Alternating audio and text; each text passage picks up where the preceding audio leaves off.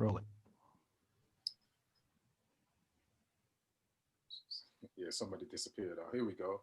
All right, what's up, y'all? My name is Ian Edwards, and welcome to the Soccer Comic Rant.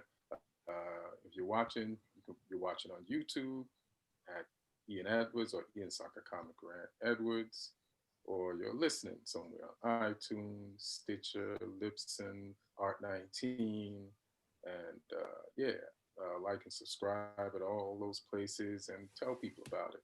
And also, another place you can find the podcast is at allthingscomedy.com. And if you go to allthingscomedy.com, you'll see a host of podcasts by some of the funniest and world-renowned comics. Bill Burr has the Monday Morning podcast. Bill Burr himself. Rosebud Baker has Devil's Advocate. Breaking Bread with Tom Popper is on there. Miles Gibrani, Back to School. 5 Words with Sean Patton. I could just go on the Burtcast, the Bill and Bert podcast also. So just keep going through there. Ron Funches, Getting Better. Just a ton of funny comics you've seen do one thing or the other. Eric Griffin. I mean, what more do I have to say? Just go there and check out all the podcasts at allthingscomedy.com. Our sponsor is on the volleyapparel.com, and you go there and you'll see hoodies, tank tops, sweatshirts, and tees with soccer emblems / hip hop logos on the front of them. And they have them for men and women. Use my promo code Comic Rant. You get 20% off.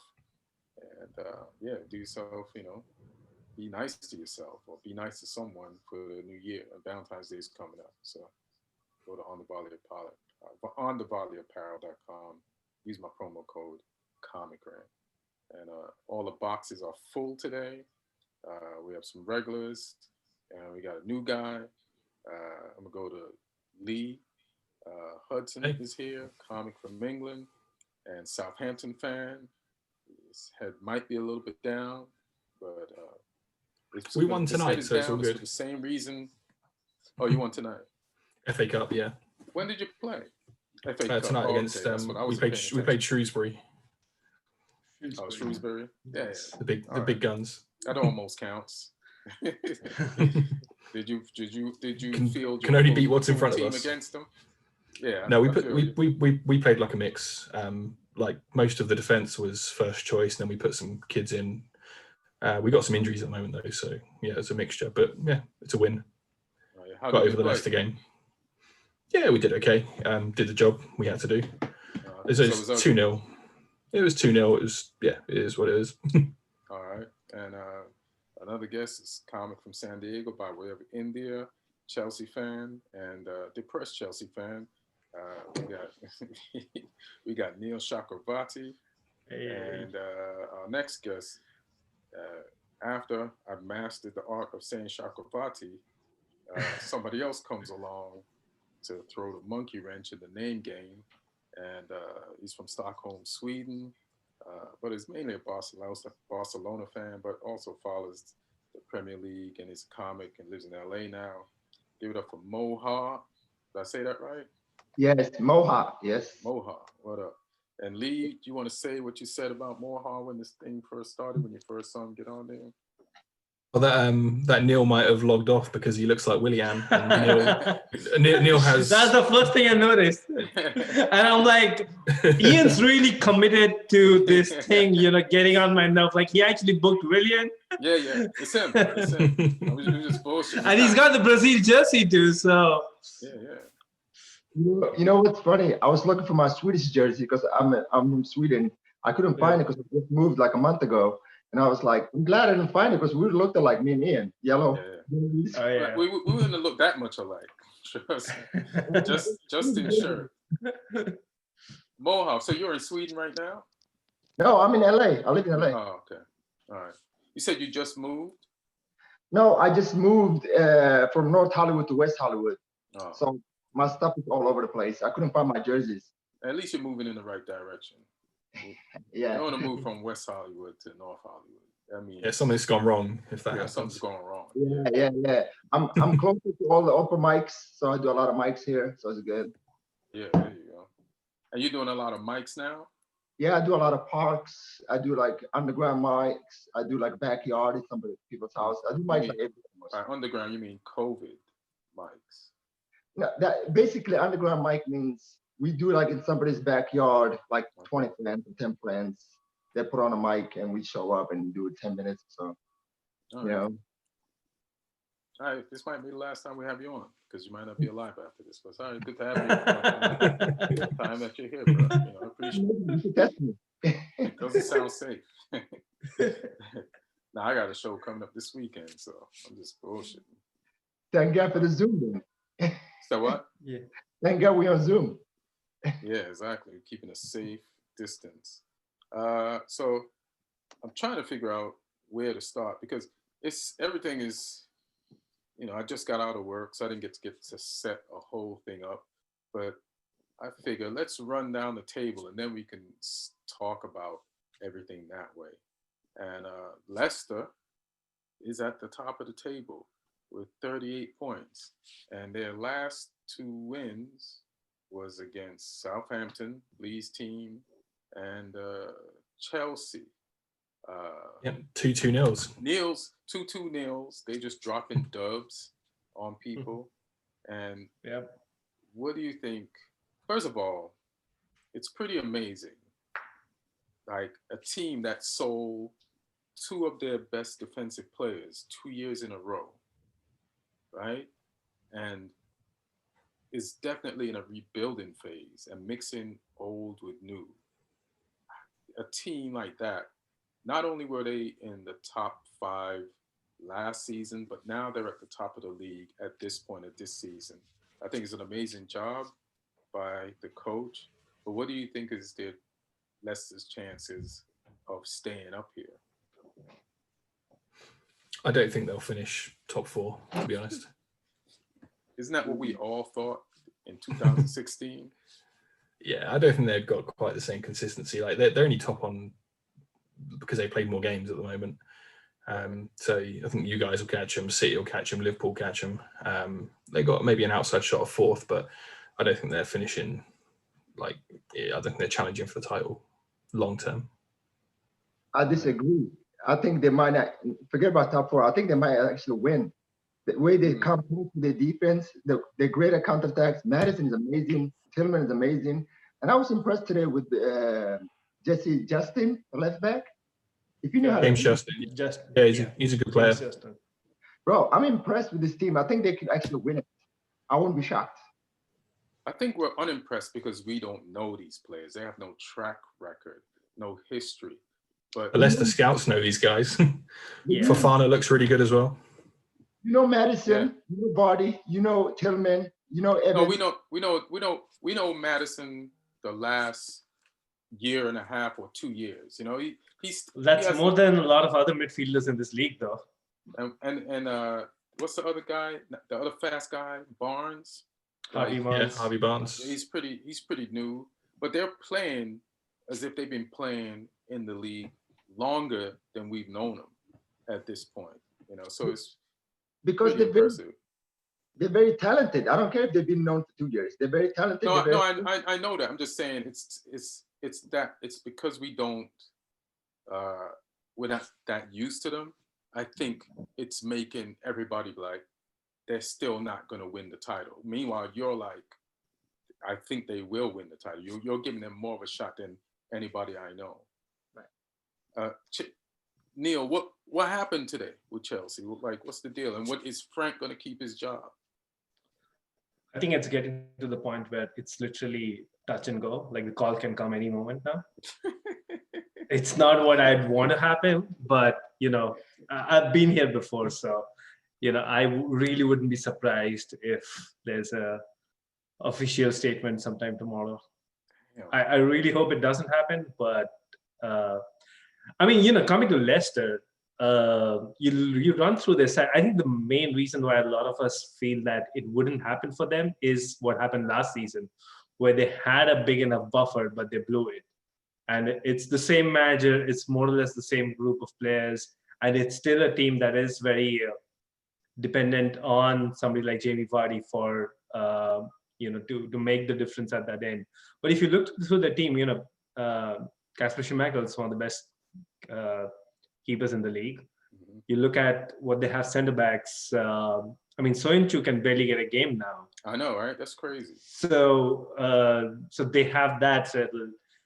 And Ricardo Pereira just played, I think, he's just coming back from injury. So they have fullbacks too, who are like really good, competent fullbacks. Their midfield, Ndidi, Tielemans, Madison, that's a midfield most teams in the league would want to have. And they have Jamie Vardy up front. They have Harvey Barnes having a great season. So they have the players though. Like it's just and they have in Brendan Rodgers somebody who's hugely experienced in this league. So and in a season like this where it's going so crazy, where Liverpool's holding on to fourth, you really don't know what the ceiling to that sort of randomness is.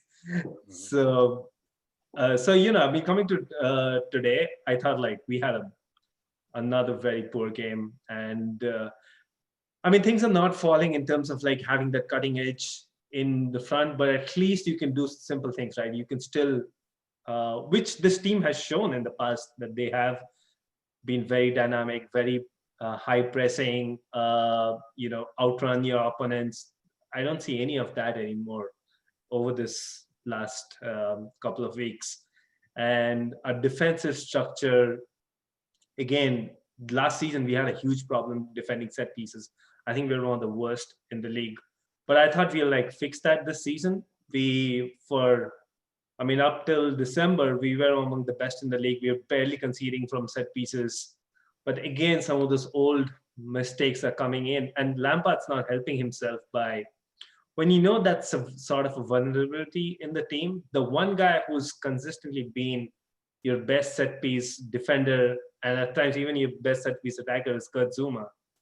And he takes him out back-to-back games now. And we had a few tricky moments even against Fulham, though. When you know you're a team that is kind of weak in the air, why would you take the one guy who is actually, whatever you may say about his other issues, he's actually elite in the air. So that happened. And then the second goal, Reece James, he's attacking his man. But with somebody like Reece, I expect these moments once in a while because of his lack of experience, and also the fact that he looked like somebody who's coming back from an injury. Like he was off the pace at both ends of the pitch today. Do you think?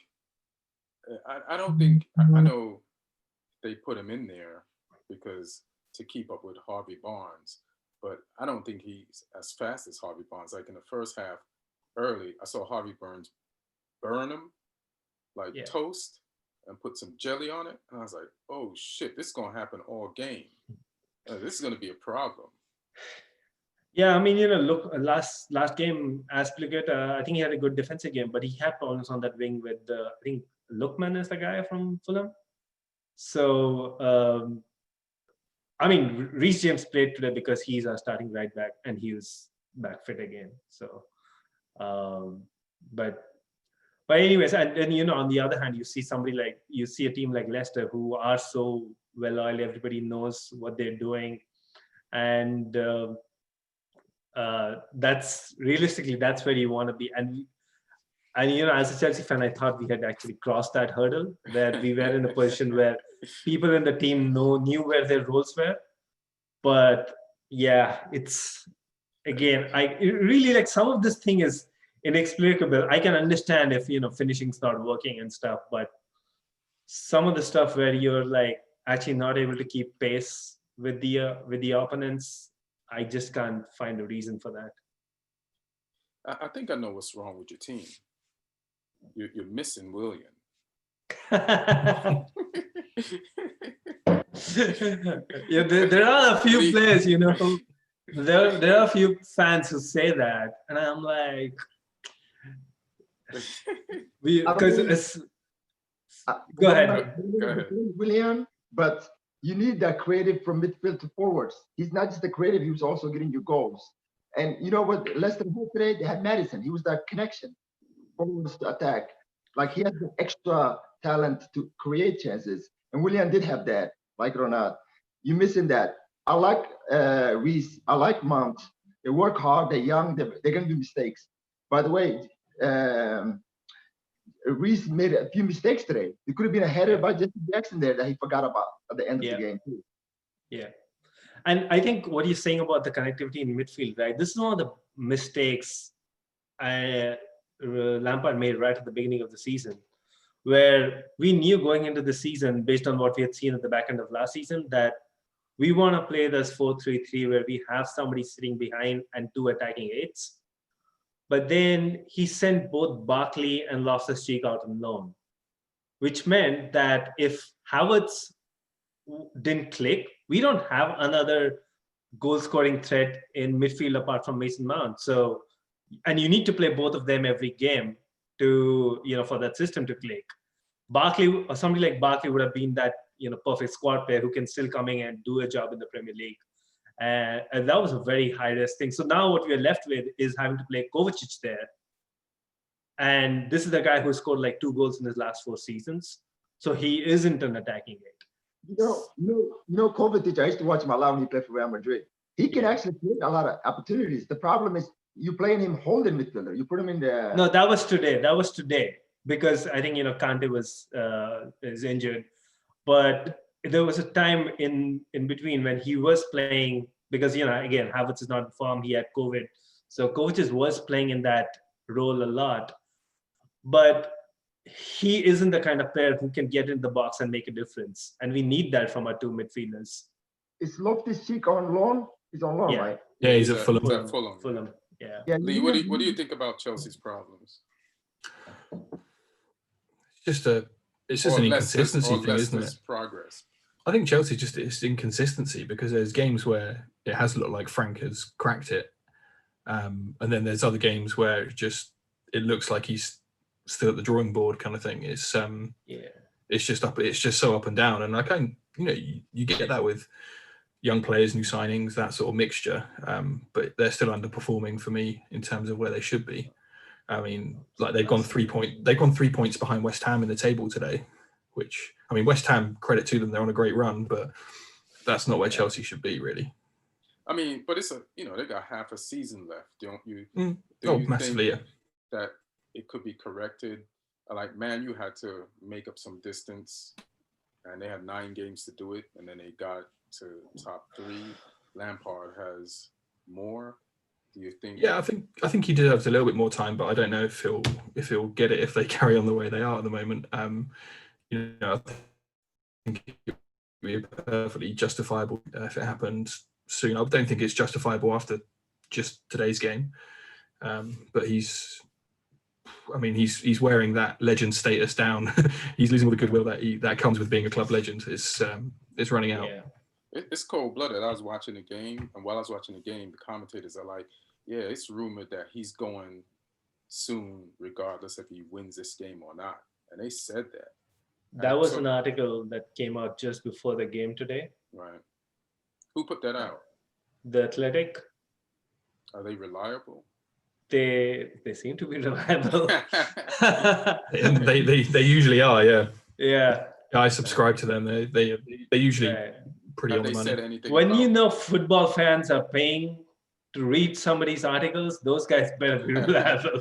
Because I have a subscription too, so that's the only place I have I don't care about the Washington Post. I don't care about the New York Times. I have an Athletic subscription, so. I mean, I don't think Lampard should get fired. I mean, Lampard reminds me of Brendan Rodgers. He's young, he's very talented. I think he's a good coach. He just, to have all these players to adapt, takes a season to adapt to Premier League, the culture, the food, the system. Like Werner and those guys are really talented. Yes, I think they need a year. I think they should let him finish off this season. By the way, there's almost 20 games left. He can still make top 4, I believe. I think it's too early, and I think he's a very talented coach. Give him more chances. I mean, the media is pushing his agenda, right? That he should get fired. Yeah. Give him a time. I think he deserves time. The media likes to have somebody on the firing seat every week. They don't care. You know what I mean? Like Yeah, they can't put Ollie on there right now. So yeah, that seat's empty because Arteta's doing good, Ollie is doing good. You know, Mourinho's not that bad. So yeah, they have to. They need somebody. They need somebody on it. It's clickbait. They need something Yeah. on the clickbait. And now they're writing Lampard unfairly, I think. They need to give him time. Well, we'll find out in a few weeks or in the near future if the Athletic article was the real deal. Also, if you make a call in the middle of the season, your options are very limited. You're literally left with other managers who have been sacked. So that was the next question. It's like, who would be better than Frank to do this? Yeah, I mean the options I think are Allegri, Tuchel. I think Tuchel could be a good fit there. But again, especially after he went and signed German players and stuff. Yeah, but you look at Tuchel's record. Like he's had problems with the board at Mainz, at Dortmund, at PSG, and we historically are a tough board to deal with. So it's like I don't really know. It seems like a recipe for failure. Yeah, he's quite a fiery personality, but I like the way his teams play. Yeah, I like him too. I like him too, but don't get Evergrande. Whatever you do, don't get that Evergrande. Oh yeah, I heard about that dumb rumor. That's a crazy ass rumor. Evergrande is on Cameo, by the way. $100, he'll talk to you. Hey, $100. Yeah, he'll coach you down from whatever good thing you were gonna do. So what's been happening for the past few weeks is when you guys are struggling, it's as I say, when you guys are struggling, it's either Avram Grant or Gus Hiddink, one of the two. Yeah, Gus Hiddink. I think Hiddink had just one more bypass. What makes Evergrande think with anybody would listen to his ass? Well, because people didn't listen to him once, and we got to the Champions League final. So that was. I mean, he has a close relationship with the owners, so I think that's where it's coming from. That's the only reason, yeah. It'd be great. I agree. They should keep Frank. Frank, let me ask Neil. Do you think he's a good coach, Lampard? I think he's a good coach. I have a few questions with him. When I say a good coach, I mean I have seen the levels of many individual players and go up in these last 1.5 years. But I have a few questions on him tactically. But my biggest worry with him tactically is I feel like sometimes he doesn't back his own instincts. And both with that and in terms of personnel, like, a classic example is somebody like Fikayo Tomori. This is a guy who Lampard took him under his wing at Derby, was player of the season for Derby, one of the best centre-backs at the championship. On the back of that, he came into Chelsea.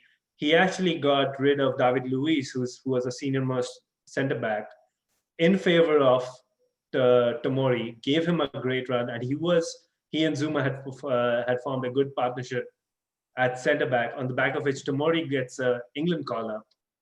And suddenly he makes a few mistakes, which again, you kind of sort of expect, right, for somebody at that age. But he completely benches him, like he shelves him. He's never seen a minute after that. And he's not going out on loan. You know where he learned that type of coaching? From Mourinho.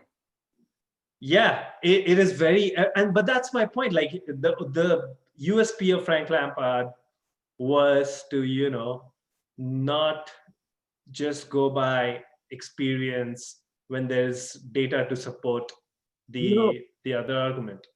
I agree with you. I think Tomori was amazing in the beginning when he came to Chelsea, and Lampard gave him a chance. He gave Mason Mount a chance. He gave the kids a chance. I like that. The only problem is he should not bench him because Miles is better than Rudiger. Rudiger is just exactly. I feel he should be a third centre back, and give him chances.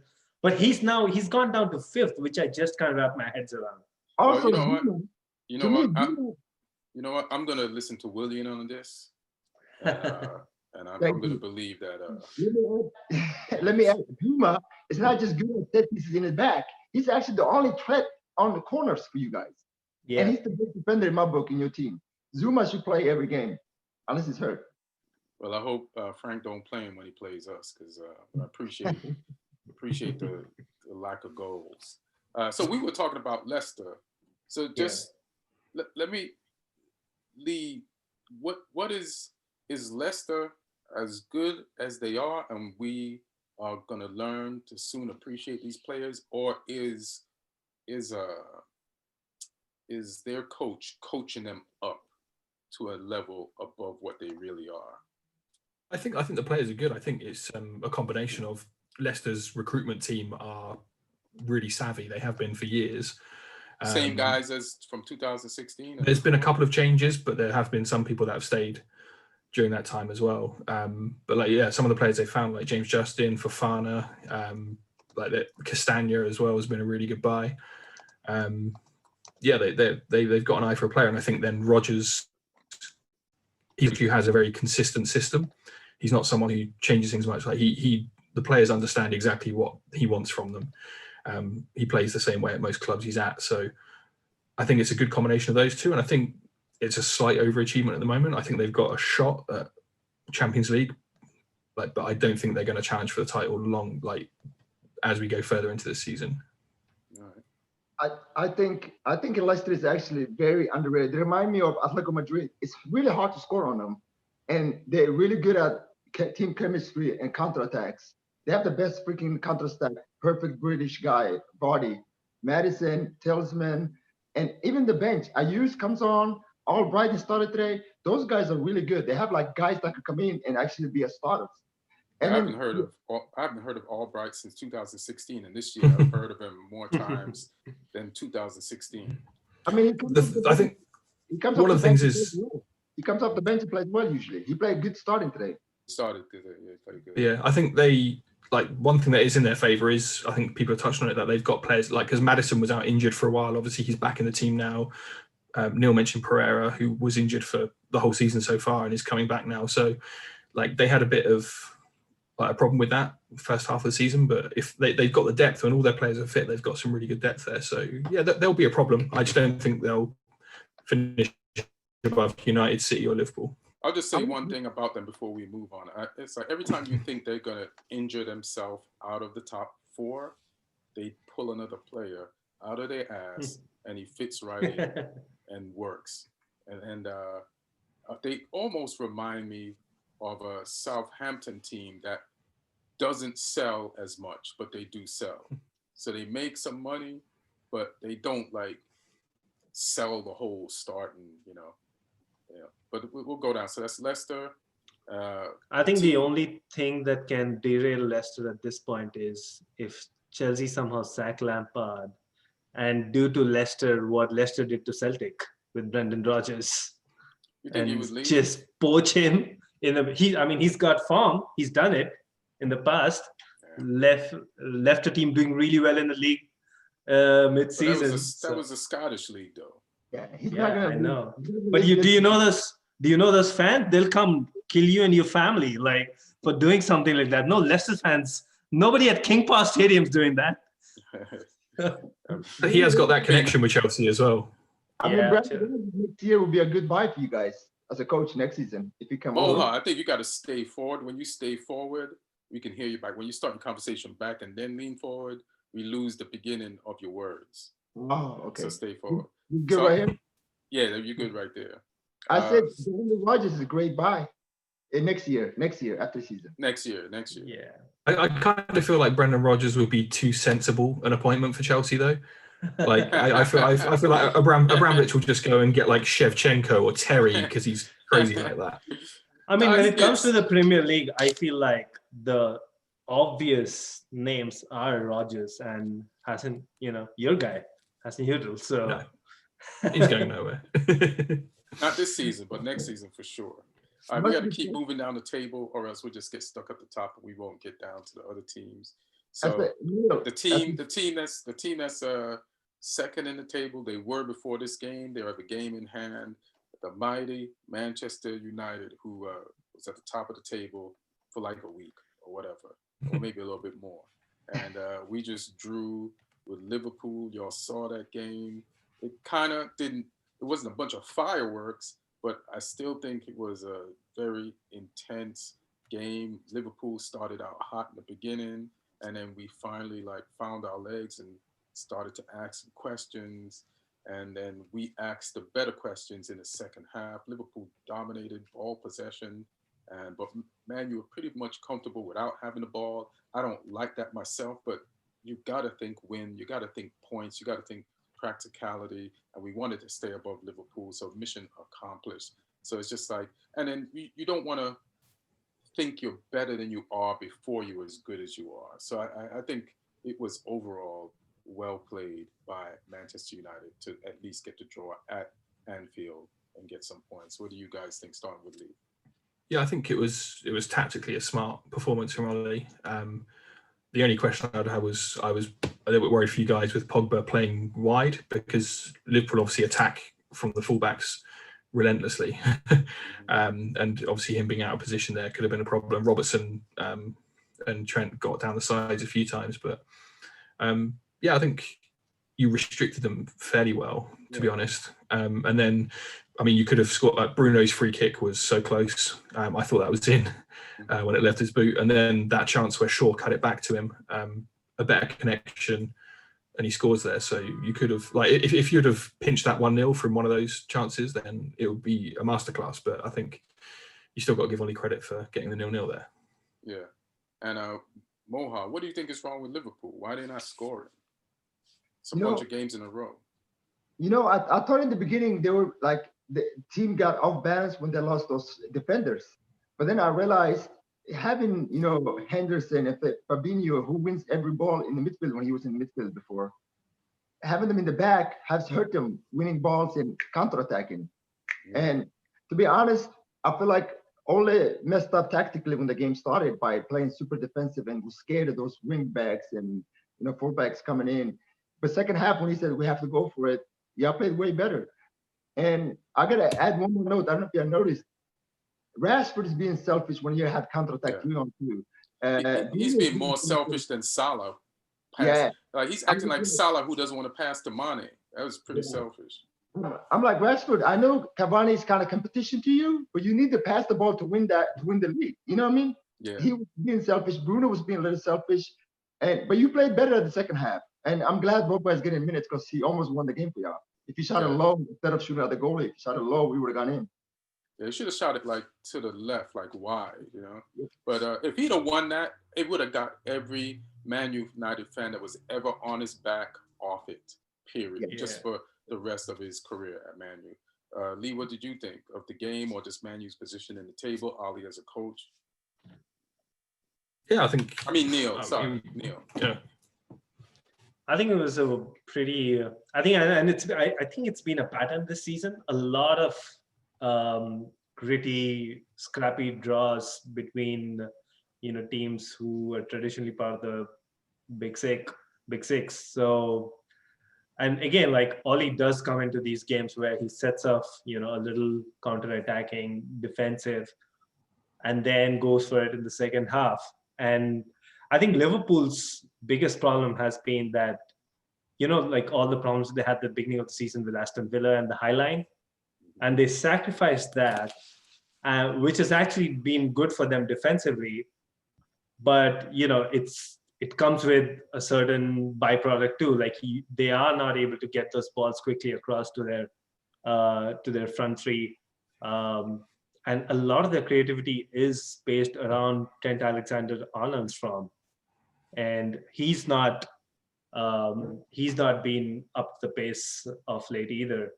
And I thought like Klopp is probably aware of it, that it's so lopsided. You're basing your entire creativity off of the flanks, which is why he tried to address it with somebody like Thiago. And to be fair, I thought Thiago had a great first half. But again, that's not something that's going to work right away. He's had a stop-start to his Liverpool career too. So, again, it's a very worrying thing, and they probably fixed their defense, but they made too many sacrifices in order to do so in the absence of somebody like Van Dijk. That's actually hurting them going forward. I don't want to just one more thing. I think. Let me just say one more thing. I think our entire defense had a good game. Shaw killed it. He just locked everything down there. on his side of the field, and even Wan-Bissaka went forward in the second half at some instances. I think we always shit on Maguire and Lindelof. They were outstanding. I thought Maguire was great. Blocking shots, Bailly style. I still do think we'd have started Bailly and pushed up a little bit more, and it would have created more chances. And I do think Pogba had a decent game for where he had to play. I hope all the fans who hate on him understand. And they did limit what's his name's like running down the sideline and crossing balls in at will. So him being out there did limit that. And yeah, Rashford needs to pass, man. This period. Let's go down to Man City. When you look at the Premier League table, and then you look where Man City is, and if you get a draw, the circle is gray. If you get a loss, there's an L in it, and the circle is red. I'm looking at Man City. I see 5 green W's. They won 5 games in a row, and you got to worry about these motherfuckers. They are back, and then they just beat Crystal Palace 4-0. I was hoping Crystal Palace could slow them down, but they could not. And John Stones is back in the mix. What do you think, Mowhaaa, of Man City's chances of winning this title at this stage of the game? I think Man City has something a lot of people don't have. They have De Bruyne, one of the most creative, offensive midfielders ever. Probably the best player in the league. And if he's healthy, and he's a winner. Bruno Fernandes. He knows when to go for it. The only thing they're missing is a clean striker. They give Jesus way too many chances last 3 years. He's supposed to be the Aguero successor, but he has never stepped up. I like the guy Torres, but he's not a striker either. I think if they had a striker, they would have scored more goals. Now, don't get me wrong. They have Sterling. They have Gundogan is playing really well. They have Mahrez and Silva on the wing. They have a lot of wingers that can score goals. But if they had a striker, they would be great. And I think that's the team you got to watch out for. If Leicester don't win it, it could be Man City or Man U, I think, in my book. Those are the top 3 teams. I like your train of thought. Before I pass a question, what's funny? The way you just named everything, but I guess Aguero is an out and out 9, right? Yeah, he's out. But he's shaped like a 10. Like what determines if you're a 9? Because I saw some pundits talking about Liverpool's front 3 and say, I think it's time Liverpool gets a 9. But they won the league, they won Champions League like that. And so they're insisting that Liverpool doesn't have a natural 9, but they have tons of goals in the last few years. And I know teams that have 9s that don't generate as much goals as, and they're like, Man U needs to get a 9. Rashford and Martial and Greenwood is not. Like, what's everybody's obsession with a 9 after a lot of teams have had success without them? Let me just ask Neil that. I think for teams like United and Liverpool, it helps to have that kind of a different profile of a striker. You can clearly see, for example, at United, Cavani has made the difference in a lot of games, because sometimes you just need that guy who's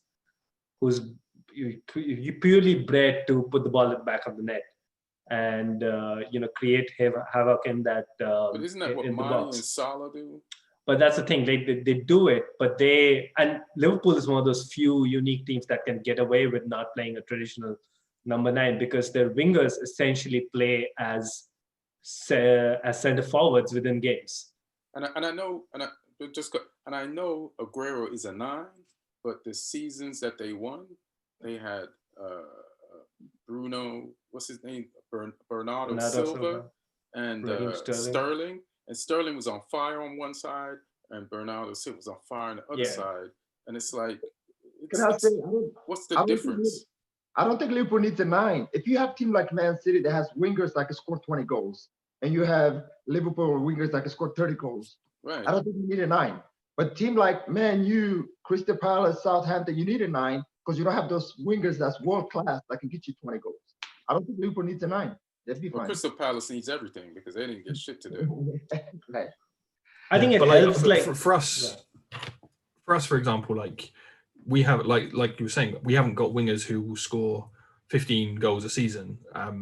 So we've been overly reliant on Ings because he is an out and out 9. He will just score chances in and around the box. But I think as long as you're getting the goals, it doesn't really matter where they come from. If you've got the quality in those positions, and like at City and Liverpool, their wingers play as like inside forwards. They're not inside forwards. like they're not old school wingers out on the touchline crossing constantly. They're getting in the box.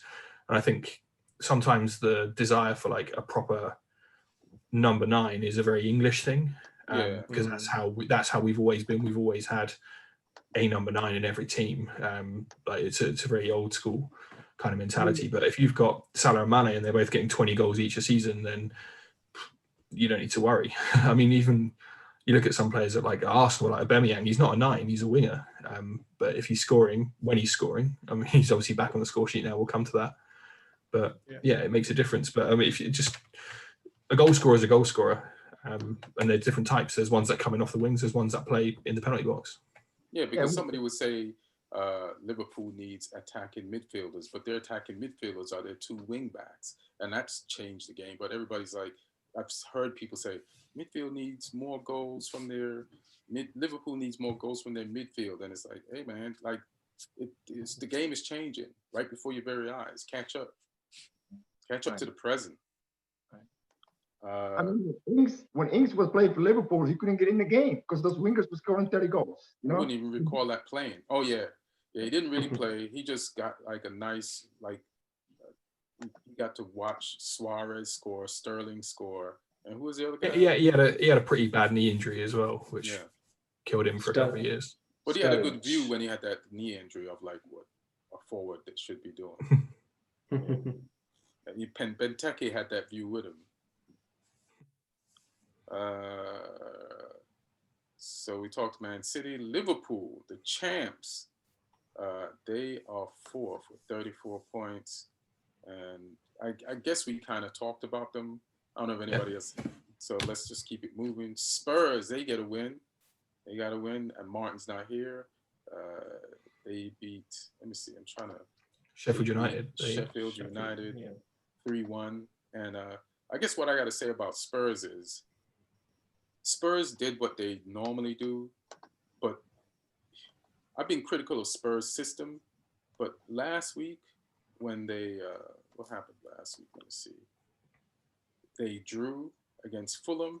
They played the same system, I feel, as this week, but they had opportunities last week that they didn't put in the net. And then this week, they had the same opportunities, they put them in the net. But I still think they still need to attack more. What do you guys think?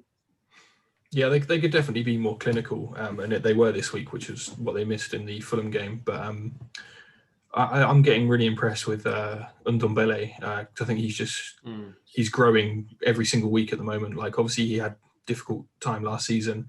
It's in the documentary as well, but he's settled now and he looks like a force because he's almost like a complete centre midfielder in terms of carrying the ball, passes, breaking up the play as well. He's been amazing for them the last sort of month or two. I like how he dribbles like he's hurt. I'm like, you know, when you're playing FIFA and your guy gets the ball and he has the red card, that he has the injury sign on him.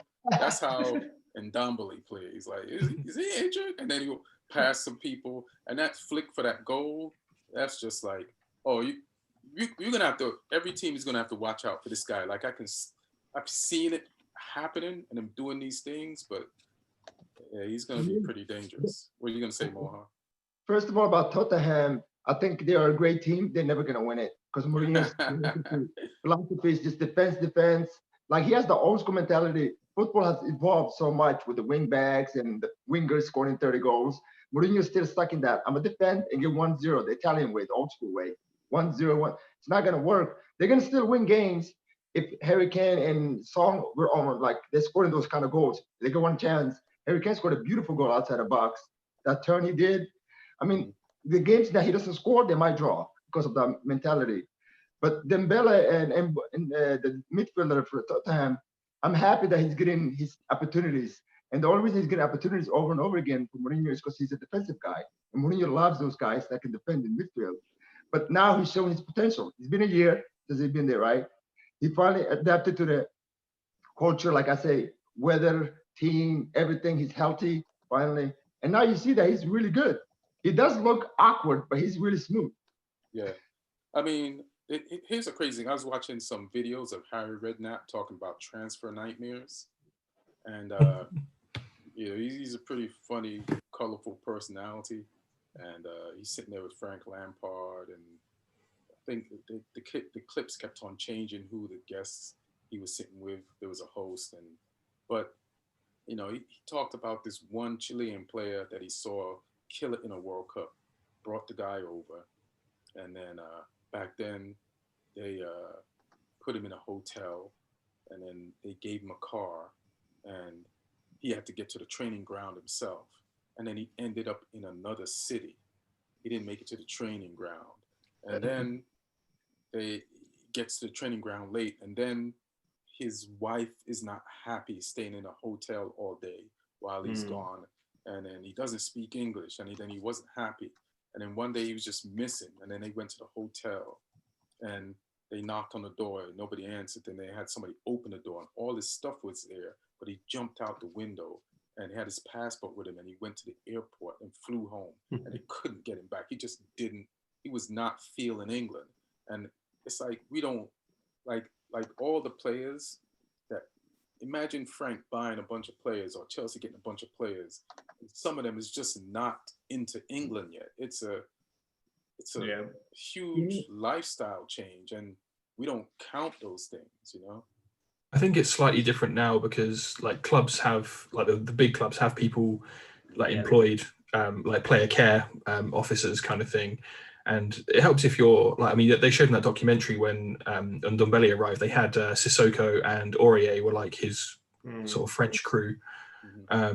So it helps, I think, in certain respects at certain clubs. But yeah, it's still always going to be an uplift if you're moving from one country to another, new language, etc. Yeah, it's better now. But you know what's funny about what you said, Ian, is Suarez talked about that. He said when he came to England, it took him like a year and a half to adapt to the rain, the weather. Hispanic people hate the British food. They're like, the food is shit. Why Stay forward. I was just saying stay forward because we lost a little bit of that.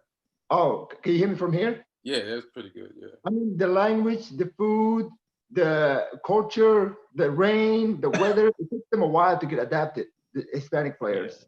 Yeah, I'm always impressed when I see even English players play in that type of weather. Like sometimes I don't even know it's raining, right? And then I'm like paying attention to the TV because my TV is a really good TV, you know what I'm saying? And sometimes I can't see the rain, but then I'll look and be like, wait a minute, it's pouring. It's fucking pouring. And they're playing as if it ain't raining at all. And it's like it's usually when there's like a close up or something, you clock it in like the floodlights or something. Yeah. They put us a shot of the lights and you're like, wait a minute, how long has it been raining like this? This is a goddamn storm. That's true. Today, the Chelsea game, I watched the whole game. I didn't notice it was raining till Werner came in. Yeah, same here. Yeah. Oh, so it was raining? It was raining. I had no idea, bro. It was pouring rain. Yeah. I'm always amazed that they actually keep playing all the time, regardless of how much is raining. I've never seen a football game being, stopped due to rain. They just plow through it. In America, they stop those modern pitches. In America, they stop school because of rain like that. Have a go home, everybody. You can't. It's crazy they playing in it. I'm Swedish, right? When I came here for college, snow days. I'm like, snow days? It snows all from November to March in Sweden. You did not have any school. Yeah, I was happy. I didn't have to go to school that day. Yeah, the pitches are crazy now. That the amount of money that goes into them, the technology, like all of the Premier League pitches are sort of they're part synthetic and part grass. There's so much like work that goes into them and maintaining them. because I used to do some youth coaching at Southampton, and sometimes I would go into the training ground, and the whole training ground would stink of garlic because they put garlic on the pitches because it helps maintain them somehow. Oh, really? I asked him. I walked past one of the groundsmen at the training ground. I was like, "What's this smell? Like the whole place stinks." He's like, "Yeah, we put garlic on the pitches." So you got those players sliding around in garlic. I think they put the sprinklers on afterwards when they're done with it, but they put it on when the players aren't on there. It's funny. They should have made the Titanic out of what these fields are made out of now, or with the same type of system, because it wouldn't have sunk. Because that's a lot of rain those fields are taking on. You know, let me just slide down because time is going. We got half an hour left. I want to keep Aaron longer than we have to. So Everton, they've won 4 out of 5, and they just beat Wolves 2-1. And what do you guys think of Everton's chances of winning the title, and Wolves' chances of not even being in the top? Like, Wolves' year is hitting different. It's just not the Wolves of last year. So what do you guys think about Everton? And Neil, you want to go first? Or you just don't, every team in blue just depresses you? I think Everton, again, it's very similar situation to Liverpool. I think they have a pretty competent team, and Ancelotti has had the time to work with these players now. And I mean, as long as they have those players who are clicking, I think that they are going to find joy in this season. It's just that there's so many teams that are clogged up right now in that, I think, top 7 or 6 or 7. And I think Everton has a game in hand too, right? Yeah. So they can make that move up, and they got 2 games in hand if you count, the fact that Leicester played their 19th game. Yeah, they got 2 games in hand because West Ham is right behind them and they played 19 games, and Chelsea's right behind them and they played 19 games. Like, Chelsea has no games in hand. That's crazy. Yeah. Let's not go back to Chelsea. Everton on the Everton on the other. I mean, when we played them too, like they do all the basics right. They have a lot of really good difference makers all over the pitch, and with somebody like Ancelotti, you know what you're getting, right? So. It's really not that surprising. I mean, it's not like they're doing something that Everton hasn't done in other seasons. They've always been around that position.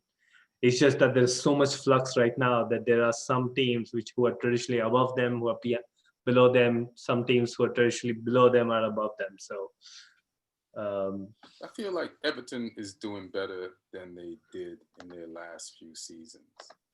Mowhaaa, what do you think about Everton? I mean, can you guys hear me? I have taken interest to watch Everton games extra because as a Barcelona fan, they have Mina, they have Luka Dinje on the left, they got Andrew Gomez in the midfield. Because I like following my Barcelona players that can't make our team, that get sold or loaned out. I've been watching them, and then when they got James, I was very excited with Charlison and the British striker. So I'm like, they're really good. In the beginning, it looked like they could have beat top 4. But then they've been struggling, even though they're picking it up right now. The only good news for Everton is, I think with the squad they have, if they have a good 10-game run, they can hit the top 4. Because between the 7 to like number 1, it's only like 7 points, maybe 9 points. Yeah, so, they're in the 30s. So if we go down to West Ham, which is 7th, there's 7 teams in their 30s. That means the distance between them is pretty tight. Yeah. And West Ham won today, and they beat West Brom, and they're taking care of the teams that they should be taking care of. What do you think about West Bromley? West Brom? Yeah, not West Brom, my bad. West Ham. West Ham. I've been really impressed. I've said it on some previous ones. The 2 Czech guys, Souček and Kufau, have been really good for them. I think Jared Bowen's an underrated player. He got a goal today as well. Antonio, back from injury, making a difference. He took his goal really well today.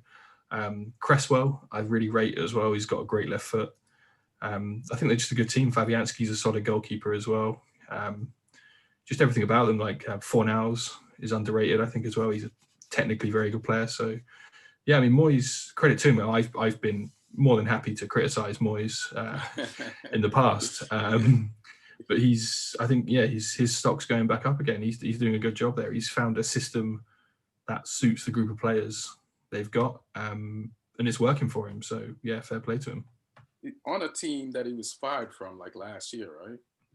That's crazy. Now he has him at 7th at this stage of the season, and he made a very decisive decision in getting rid of, is it Haller? Yeah, to Ajax. He bought him. The team bought him for what, 45 mil, and then he's I don't think it was quite that high, but it was a lot. Yeah. Yeah, and then he's like, "Fuck it, I'll get rid of him for 20. He ain't doing shit. I don't believe." Is he gone or is he on loan? No, he went permanently. Oh. Like 25 million or something to Ajax. Yeah, he took a $20 million hit just to get rid of him. Like, and then Mikel Antonio is just like, he's back from injury and he just went back into scoring right away. So Moyes is. Yeah. The only problem is Antonio is quite injury prone, which is why Haller had a run of games, and Haller didn't do too badly in that run of games. He didn't do amazing, but he got a couple of goals. But if Antonio gets injured again because he's got some hamstring problems, then I think they're lacking potentially a goal threat. Sort of. We talked about it before in that number 9 position. I think Haller he was promising. I thought he was going to be really good, and then he didn't do nothing. So it was good to get rid of him. But you're right. Antonio is the only guy in Premier League. I think you never think he's going to score, but he scores these very important goals like today. He's such a weird striker, but he scores. He's quite unorthodox in his style, like the way he runs and everything, because he's quite like, he's not sort of built like a sprinter. He's almost built like a heavyweight boxer. He's kind of like, he's got a lot of mass, but he's just awkward. Like, as a defender, you wouldn't want to play against him, but he's got a knack of, like, he's a good finisher. He's good in the air as well, and he's just like, yeah, if you're a centre back, you don't want to play against him. But he wasn't always a good finisher. Like, he's the last 2 seasons under Moyes, he's turned into this dude, right? Yeah, well, he's converted him into a centre forward because he was a winger previously. He even played for us years ago. We had him on loan from Reading years and years ago, and he was either a winger or a fullback at the time. You know what it is? Like, I used to see Antonio in the middle of the field with the ball, and he'd make a great pass or a decent pass. And then I'd see him like a few minutes later with the ball in the middle of the field, and he'd make the worst pass, like just blatantly pass it to somebody in a different color shirt. And like, how do you make such a bad pass? And I think the thing you do with a guy like this, you only give him one option. That is to shoot at the goal. Like, he doesn't have to try to think of who to pass to. It's like, when you get the ball, you're in front of the goal. So you're not going to make, you don't belong out in the wild trying to make decisions to build up team play. You just need to be in front of the goal. And so that means your only option is to get the ball in front of the goal. And I think now he's a good player. I think that's one of the aspects of his game that he's improved as well. His penalty box movement's really good. So you notice when there's a cross coming in, he has a knack of getting in front of the defender, or he pulls off and finds a little bit of space so that he can get the shot off. Right. And that's something he didn't have like 2 years ago. I agree with Ian. If he was a midfielder to this day or a fullback, he would have been out of the league. I think him converting to being a forward has saved his career, and also saving the manager at this point. Yeah, because he used to make too many horrendous bad passes. I was like, what? How did? That's like, and then he'll make a good pass, and you're like, who's in there? Like, it's like, you know, he's better off finishing the moves. Yeah, it's like, just one objective, and you're good. Oh shit! So we talk about Chelsea having 29 points and being 8th. Southampton, Lee's team, has 29 points, and you are 9th. You got a game in hand on Chelsea. Are you happy with your team's position in the table, Lee? Yeah, I mean, I didn't get carried away when we were up in like the higher positions a few weeks ago. Like, I enjoyed it, but I knew it wasn't going to last. And I think where we are now is sort of like our realistic position. Like, we'll probably finish somewhere between like 6th and 11th as a best case to worst case scenario. We're hit a bit with injuries at the moment. Like, the team we started with against Leicester, we missed Ings, We missed Redmond, Vestergaard was out as well, Romeu. They're key guys for us as well. Like our squad isn't very big, and when we're missing people like that, you can tell it makes a difference. Right. I want to go down to Arsenal. They're 10th. They have 26 points, and they beat Newcastle. Anybody have anything to say about Arsenal being 10th? And the players they've had 4 wins out of 5 and 1 draw. So, and I think they won in their like league games or FA Cup games. So they're kind of like pulling it together. And the kids are balling. Like Smith Rowe, Saka, and Aubameyang stopped his goal drought this week. Neil, how you feel about your London rivals? Or I feel like we kickstarted the season. So, oh yeah, because we did the same to Everton too, almost. Like they were going through a rough patch, but yeah, they're finally. I think they found a combination which is sort of working. I think he was going a pretty half-assed for a while. That use only Saka. Now he's actually using the whole contingent of young players that they have. Mm-hmm. And somebody like Emil Smith Rowe is making them. The Mesut Ozil news this week barely made a registered because of from Arsenal fans' point of view, because of how good the Mesut Ozil news this week that he's leaving for Fenerbahce. That barely registered because it looks like they have found somebody else to play that number 10 role. Yeah, I'll tell you where it did register. It registered on the Arsenal bank account with £350,000 a week, and coming off the wage bill. That's hilarious. For a guy who wasn't even playing. Well, I wouldn't worry much about that because knowing Arsenal, we'll send them one of our old guys next summer to exactly offset that by that much amount.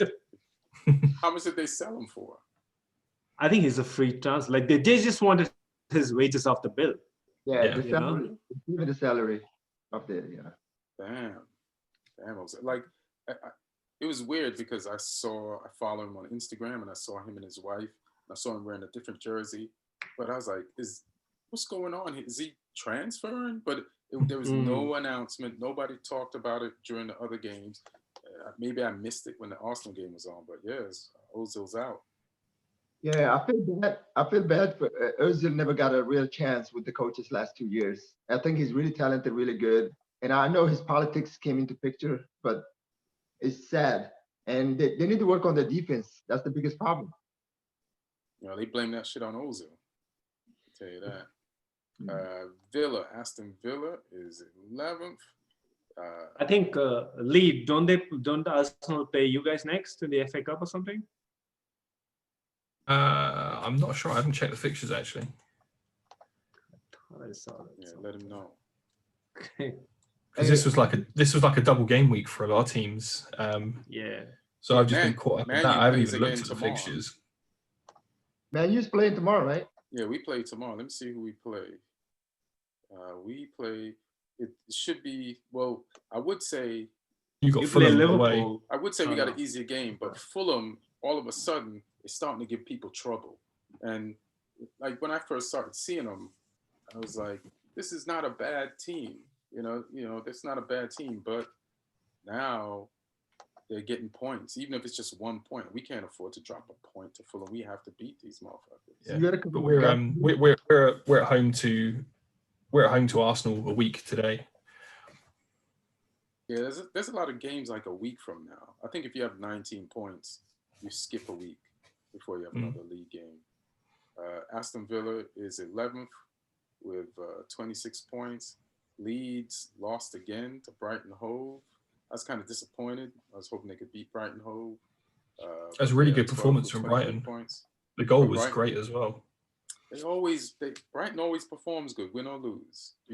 There's no, like, you can watch Brighton play a shit team because they're going to play good. Like, you don't have to just watch them play like a name brand team. They're going to put in a pretty good performance. And every time you see them play, especially when they lose, you're like, why are they near the relegation zone? They've been unlucky with some results this season. Yeah. Every time they win, they surprise me. I'm like, they've been on a bad form, and next thing you know, they beat a team. You're like, But they lose in good form. Like Right. if you watch them, they play good. They just can't get the ball in the back of the net sometimes. Like Tariq Man United win in bad form. I mean, Brighton Hove loses in a striker. good form. Mowhaa's not a striker. They need a real striker. Yeah, they need a real striker. That's what they should just do. They should just spring out the money and get a striker. It's like if they had an Ings, they'd be at least at the middle of the table or something. Yeah. Good news for them though. Tariq Lamptey signed a new contract this week. With Brighton? Yeah. Yeah, he didn't. I didn't see him play this week. So He's been having some injury problems again, I think. Yeah. He's to me is their best player. What's the Australian player for Brighton? He's really good, midfielder, bald guy. Exactly. He got sold. Well, he was good. I liked him. Aaron Moy, yeah, he got sold. Oh, they sold him? Yeah, he went. Where did they sell him to? He was a good player. They should never sold him. He was scoring goals at least. Yeah, Shanghai. He went to Shanghai. Jesus. Oh, then they didn't have much of a choice, I guess. Yeah. Yeah, they couldn't hold on to him for the money that Shanghai is offering. He's getting a nice retirement fund there. Yeah. Isn't it sad though when a guy that's in his prime, young guy, goes to China or Saudi Arabia just for the money? I'm like, bro, you're in your prime. You could go to a big team next year. You know? Well, if you don't believe in yourself and you want to get that guap, you just do it. Yeah. Well, Moyes 30 and he hasn't played at the top level his whole career. He played in Australia for a while, which you don't earn big money in Australia. So yeah, I mean, get that money. Go to China. He's 30 years old, so go to China for a couple of years. He's got to do it for his future. Yeah. I understand. Crystal Palace is 13th. They lost to Man City. We talked about that. Man City pounded them, pulled the rug from underneath them, and let them know that we are City. And Wolverhampton Wanderers, they are 14th. They got 22 points. They also lost. And they lost to West Brom. And West Brom. So what? Everton and West Brom they lost to, didn't they? Yeah, they lost to Everton last week and West Brom this week. Wolves. What's going on with Wolves? I don't know. Like even before Jimenez got injured, they weren't in great form. Like some people were sort of putting it on the Jimenez injury, but I don't think they've been playing that great before that. I don't know if it's just. I think they changed their system, the 3-4-3 system that was working for them. They changed it up. So I don't know. Nuno needs to find an answer though, because I mean, he's done an amazing job there. But if he carries on like this, then they've got some wealthy owners, and they're going to want a return. They're cold-blooded like that. This was a good game. They went up. They went down 1-0. Then they came back on top 2-1. And it's funny because I think it's Bali, their defender. Like he gave up a penalty, and then he got an assist for the kid, you know, the 18-year-old kid that's replacing Jimenez, and then he scored a goal. So he made up. Yeah. So then he made up. Is everybody from Portugal named Silva or got Silva in their name? Jesus. It's like everybody's Silva and then Ronaldo, but everybody else got a Silva. And then West Brom came back, and they won. But, yeah, it's a big result for them. It's a big derby game, that one as well. Oh yeah. I'm kind of sad that Wolverhampton are struggling because I like their coach. I like the players they have. They have a lot of talented players. He's good at recruiting Portuguese players. They got my boy Adama, buff ass Adama. He's from I'm sad that they're gonna fire that coach. That's a good team, but they suck this year. But they're not talking about firing him though, right? I hope not. But yeah, no, he'll get a bit of patience there. But I think if you keep dropping points the way he is, like things can turn pretty quickly in the Premier League. Like all of a sudden, if you look like you might be slipping down towards the bottom of the table, most chairmen get a little bit touchy because of the amount of money that's at stake. I mean, it's rare to see teams do what we did with Hudson and stick with him. Neil, do you think West Brom will buy something during this transfer window? And if they do, what do you think they need? I mean, they need goals. in their team, but I just don't know who they can attract, because I mean it looks like we're already at a situation where this might be the clearest relegation battle the Premier League has had for a long time, where it might be decided a month before the league actually ends. Think so? So I don't know if if I'm West Brom, you see what Sam Allardyce can do, and if he can, great. But otherwise, do you really want to throw good money after bad money? No, I was thinking about Wolves. My bad. Oh, okay, Wolves. Mm-hmm. Wolves. I mean, they again they have a pretty decent manager, and they go through these. You'll see always in even season past, they go through these slumps where they're not doing anything, but then again, because they'll turn around and they'll again go on the run. They're not an easy team to face. Like I don't think any of our teams love facing Wolves. Right. So I don't think there's a lot of jeopardy there in terms of the manager's situation. They have that whole conveyor belt of link with Portugal. So seems like the director of football, the manager, they're all pretty thick. Yeah, and I feel like last season they started off real slow because they were in the Europa League, and then next minute we have to fight to get past them to stay up in the table. And I know they changed stuff around, but I think they have a good coach, and he'll figure it out, and they'll make the adjustments. And they sold people for the first time. They sold Dendoncker, and then they sold Jota. So people who are familiar with the team and the players.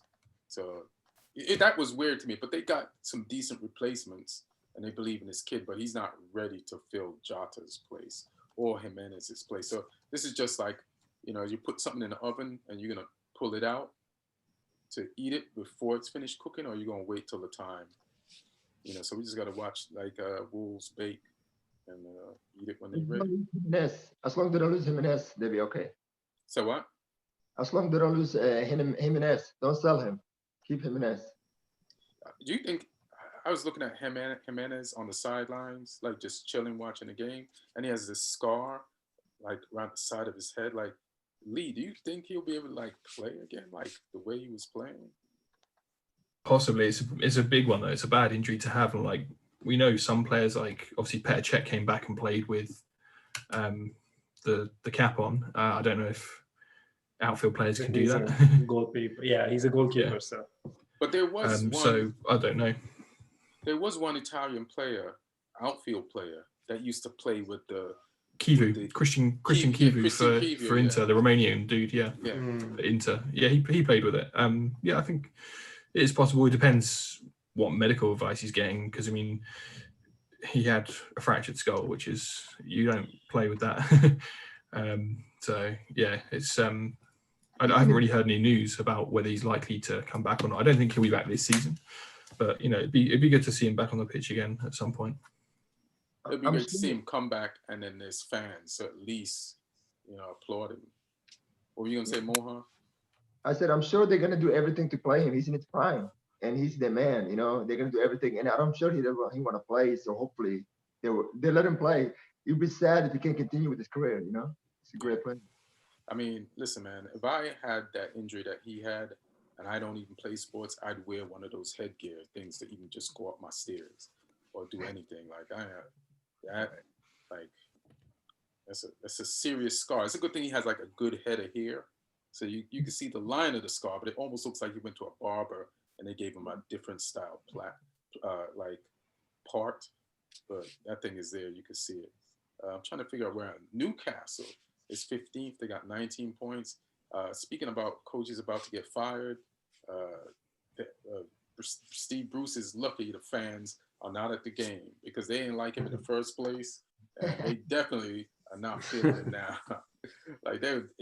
He's lucky. This Corona is his friend, So But he came out and like he publicly like bashed the players for a bit as well. He said like, I'm doing everything I can. The players are letting me down, kind of thing. So that's a risky move to take. So yeah, it's they're looking like they could get sucked in to that battle though, because if Burnley and Fulham and West Brom can start picking up some points like they have done, Brighton as well, then yeah, they're in some trouble.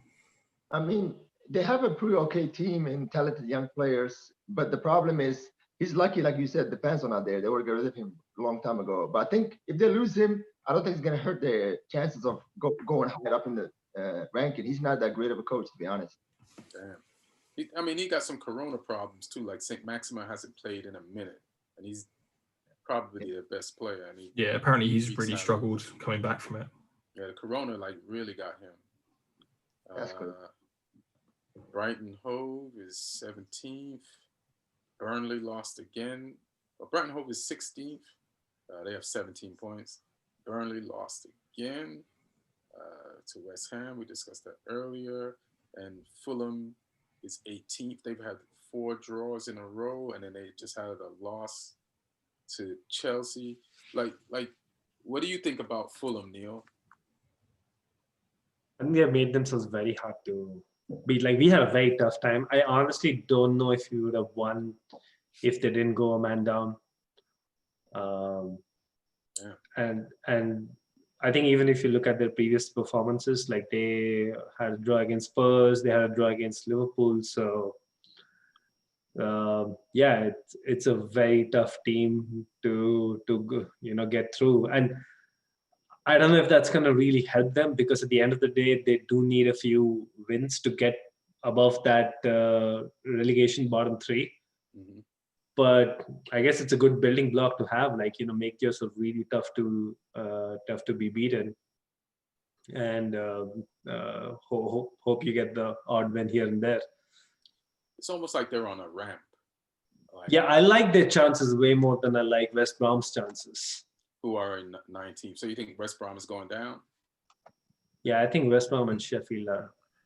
Fulham and Burnley have both got 2 games on West Brom and Sheffield as well. Sheffield United. Jesus, yeah, because Sheffield and West Brom have played 19 games. Fulham and Burnley have played 17.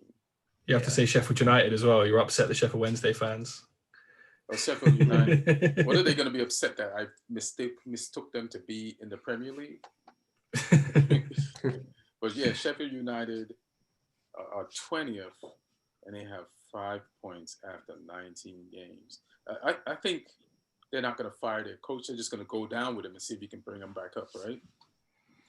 Yeah, possibly. Some clubs have done that before. Like Norwich have stuck with Daniel Farke, and they're looking like they could come back up.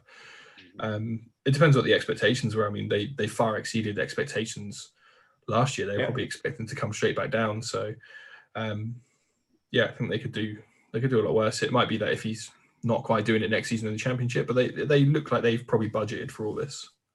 I just want to say something about I'll jump you in a second, Mowhaaa. I just want to say something about Frazier, because you just reminded me, Neil, that he's the guy that got the red card or gets sent off in that game. And it's like he last season he could have kept Bournemouth up, right? Bournemouth up, yeah. If he signed a contract and played for them, but he refused. He didn't want to play for them. Bournemouth definitely needed him. He was one of their best players, and then they go down. And he gets bought by Newcastle, and he's not. I don't think. What did Fraser get a red card? I thought it was some other guy. Let me see. I thought that he did in one of their games recently. Oh, okay. I think it was. Let's see. Let me. But like I think it was this Robinson guy. When he was refusing to sign a contract at Bournemouth, it was because he was holding out. He thought he was going to go to Arsenal or Tottenham. Mm-hmm. Yeah. And then all of a sudden he was out of contract. All those clubs were just like, nah. ends up with Newcastle, which is like barely a step up from Bournemouth at this stage. They're like, we don't think you're as good as you think you are. Let me see lineups. Let me see who got the card. So nobody got a card. What am I looking at? It's against Sheffield United when they lost last Tuesday. Oh, okay, that's he when got sent off. Yeah, he got sent off in that one. Okay, so I'm just mixing up weeks because they played and then everybody played. Yeah, like I said, it's double game weeks. So yeah, lots of games going on. Yeah, and tomorrow, Man City has Aston Villa, Manchester United has Fulham, and Thursday, Liverpool has Burnley. How do y'all feeling about Manchester United versus Fulham? We just discussed Fulham. It's gonna How be tough. difficult they could be. If you take your chances tomorrow, you will win. But if you don't take your chances, like I think Fulham is in shape to like they play to their level. They're gonna play to Man U's level, but Man U's gonna have more chances. You just have to finish. That's it. Right. Yeah, I hope we don't fuck that up. For real, for real. So that's it. We went through the table. That's pretty much it. Anybody have any extra that they want to say? Neil, what you got? No. What are you online looking for new coaches for Chelsea? No, I was just trying to figure out who got that red card. Oh, okay. It was Fraser, but the Newcastle days, yeah, against Sheffield United. Yeah, no, a good round of FA Cup fixtures coming up. Looking forward to hopefully winning against Luton Town. You know it's bad when you're just looking for a win against Luton Town. I was so excited about Morecambe. Like I looked at their jersey. They're apparently called the Shrimps. I had a nice little shrimp stir fry as a tribute. So yeah, it's gonna be interesting to see. I think that it looks like this is one of those very critical weeks. A lot of folks are saying that the sack's coming. So I have a million notifications set off on my phone. I gotta end this podcast so I can go buy a subscription to The Athletic to see if they're on there, to see if they're on theirs. One random one is I saw today Milan signed Mario Mandzukic. After he left Juve, he went to like the Middle East for a few games for a payday, and then he signed for Milan. Wow. So Milan have got like Mandzukic and Ibrahimovic. I think they've got like a combined age of like going on 80. If they play those two together. But, so they let people play with wheelchairs in that league? I mean, cool. Ibrahimovic is still unreal. Some of the stuff he did at the weekend was crazy. He scored 2, and some of the stuff he was doing, like his link-up play, was just crazy. Like the dude's like 39 now, 38, 39. Shout out to my boy Zlatan Ibrahimovic, Sweden.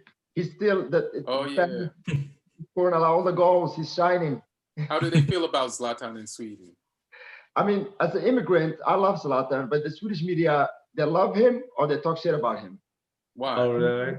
They're loving him now. They love him now. They love him now. But why do they talk shit about him? Because he's an immigrant? Because he's considered I don't know, I think gypsy might be a bad word. His character is like very, like, look at me, I'm the man. But they don't understand who backs it up. And they don't like that because Swedish way, he's supposed to be very humble, quiet, let the media. And Zlatan, he's like, I'm Bosnian. I'm this. I think the guys at Malmo, like the Malmo fans, turned on him because he invested some money into a rival club. Right. He invested money into one of the clubs in Stockholm, I think. And the Malmo fans were like, they spray painted his statue and stuff. This was like last year, I think, at some point. Malmo is where he started in Sweden. That's where he grew up. Even before that, media has always been hating on him when he was in his prime and scoring goals against Germany in the World Cup. They always hated on him because he's such a character, But he backed it up. I love him. Is it kind of racial? Yeah, I think it's undertone racial. For sure. Undertone racial. And since you're a Barcelona fan, how do you think about Messi losing a cup this weekend and getting red, bro? I was watching that game, right? And Jordi Alba, one of the best left backs in the world, he did 2 mistakes and they cost us 2 goals. And then he let Iñaki Williams score that beautiful curler. Oh yeah, that. I mean, even before that, they had a free kick at the 90th minute. We're up 2-1. Jordi Alba has the ball coming towards him as the first post. He ducks under the ball. He goes over him and they tap it in to tie it. I felt like he got shoved in the back slightly. No, he's soft. I know him. He's soft. No excuses. You just said he's like one of the best left backs in the world. He's like, no, he's soft. How could you be both? Okay, let me rephrase. He's one of the best when it comes to attacking. He's passing with Messi. He's passing with the forwards. His counterattacks. His goal scoring. Amazing. Defensively, he's a small guy. He's not tough. He talks a lot of shit. He runs his mouth, but he doesn't play physical. He gets bullied out of the way all the time. He's a liability on defense. But so he's so good at offense, I don't mind having him. And that game cost us.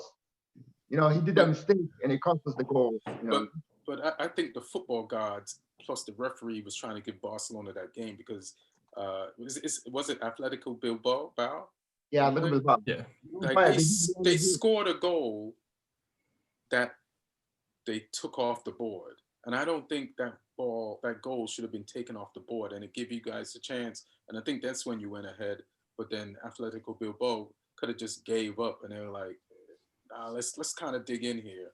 We don't believe in these kids. And they deserved it. To be honest, they did deserve to win the game because they did dominate overtime in the end of the last 20 minutes of the game. They did dominate us. They deserved the win. And Iñaki Williams has been on fire. He always scores the winning goals for them. Mm-hmm. Now, speaking about Messi, that slap, he deserved to hit it because that guy was always poking Messi and talking shit the whole time. Messi did slap him, and it was 1 minute left. He deserved it. Yeah, it worked. The guy's done his job. He wound him up. That's smart. He did. Right, in the middle of an attack, right before the whistle blows, that they could have put the ball in the back of the net. The game has to stop and come back, and Messi gets a red card, and it's a wrap. It's over.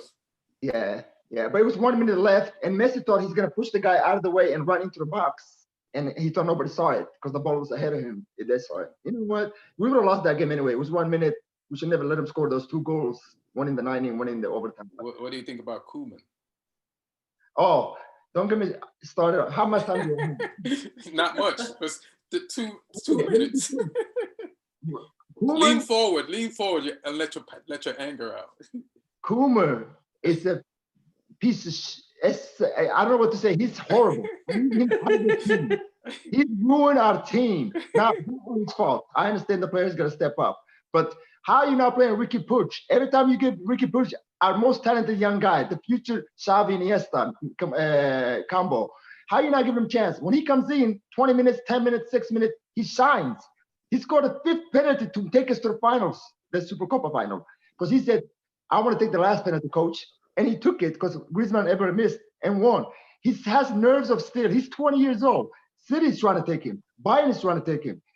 And I feel like Coleman is going to get rid of him. What's his beef? Because he did say he doesn't see a place for him on his team. And then I was surprised to be checking out Barcelona highlights. And I see Puig on the team. And I'm like, wait a minute, I thought he was done with him. And I think they accuse him of snitching too. No, first the thing when he got there, I don't need you. And you just straight up without having no experience with him. And he said the same thing about Suarez. He said, you're done. I don't need you. You're old. Suarez is top scorer in the fucking Atletico Madrid now. And he said the same thing to Puig. And then he said, Puig is physically not strong. When you watch Puig, you watch the highlight. If you watch the game, he's super fast. He's stronger than most people. He's amazing. Has Koeman never seen Xavi and Iniesta play? And Messi? It's a small setup. But the thing about Puig, he's more like Messi. He's so strong and quick and so talented. Like, there's no way you can play him. And then he says, oh, let's see how he does in the games. And he shines. And then he benches him 3 games in a row. And then he comes in 20 minutes and shines. Lee's really enjoying your anger right now towards Koeman. That's hilarious. He's like the Barcelona version of Arsenal fan TV. That's funny. Yeah, why is Arsenal TV? I mean, Man U TV, the United Stand, and those other, they get angry, but there's nothing more lawless than Arsenal TV. We gotta. Arsenal TV reminds me of the Trumpers who stormed the Capitol. Like, if they could get near, from the Emirates. Get near I think I saw a few familiar faces too. Yeah. That's hilarious. Well, guys, it's a fun way to end the show with Mowhaaa being mad as shit. But thanks for your, being a plus on the show, first time coming on. See you more. Thank you. Yeah, for sure, man. Lee, did your thing as normal, And goddamn, Neil, you're brave. You came through after 2-game losing streak. Fronting up. It's good to see you like looking for new Chelsea coaches while the rest of the podcast was going on. I didn't want Just adding them to my Amazon cart now. Hilarious. I'd like to thank Aaron Brungardt for doing his thing as a producer of the show. Like, subscribe, tell your friends, pass it around. We love you. Have a good tomorrow and Thursday, and just more football. The football's raining like fucking England rain. You know what I mean? It's coming down. All right, y'all. Peace.